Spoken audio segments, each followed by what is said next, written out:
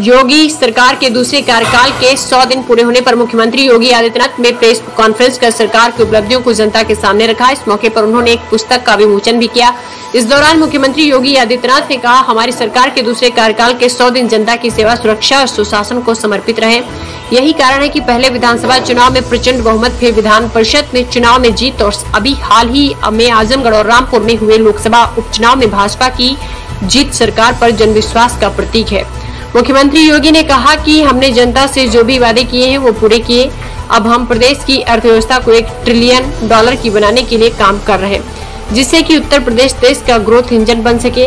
प्रदेश को देश की सबसे बड़ी अर्थव्यवस्था बनाने के लिए काम कर रहे हैं। हमने 10 सेक्टरों को सूचीबद्ध किया, जिसकी जिम्मेदारी वरिष्ठ अधिकारियों को दी गई, जिससे कि निवेश से लेकर विकास के हर क्षेत्र में प्रदेश तेजी से आगे बढ़ सके। प्रदेश में 844 करोड़ रुपए पेशेवर अपराधियों व माफियाओं की संपत्ति जब्त की है। उन्होंने कहा कि 2017 के बाद से अब तक करीब 2,925 करोड़ रुपए से अधिक की अवैध संपत्ति जब्त की गई है। यह सरकार के अपराध के प्रति जीरो टॉलरेंस नीति का परिणाम है। मित्रों, ये जो कार्यक्रम है, जो उत्तर प्रदेश की अर्थव्यवस्था को एक नई गति देने के लिए एक टीम वर्क प्रदेश के अंदर देखने को मिल रहा है। इस टीम वर्क ने अपने पिछले कार्यकाल में बहुत सारी उपलब्धियां हासिल की थी और आज उत्तर प्रदेश को देश की सबसे बड़ी अर्थव्यवस्था के रूप में स्थापित करने के इस लक्ष्य को आगे बढ़ाते हुए हम लोगों ने अगले 5 वर्ष की जो कार्य योजना तैयार की है, इसमें 100 दिन के जो लक्ष्य तय किए गए थे, उन लक्ष्यों को सफलतापूर्वक आगे बढ़ाने का कार्य भी वर्तमान में हम लोग कर रहे हैं, जो उत्तर प्रदेश की प्रगति और समृद्धि की दृष्टि से अत्यंत महत्वपूर्ण है।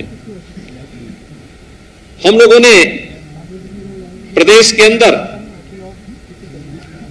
जो कार्य योजना तैयार की, इस दौरान हम लोगों ने तकनीक का भी बेहतर इस्तेमाल किया। पहली बार हुआ जब प्रदेश के अंदर पेंशन प्राप्त करने वाले सरकारी कर्मचारियों के लिए ई पेंशन की सुविधा लागू हुई। अब किसी रिटायर्ड कर्मचारी को अपने पेंशन के लिए भटकना नहीं पड़ेगा। देश का पहला राज्य है उत्तर प्रदेश, जिसने इस कार्यक्रम को इन 100 दिनों के अंदर संपन्न करके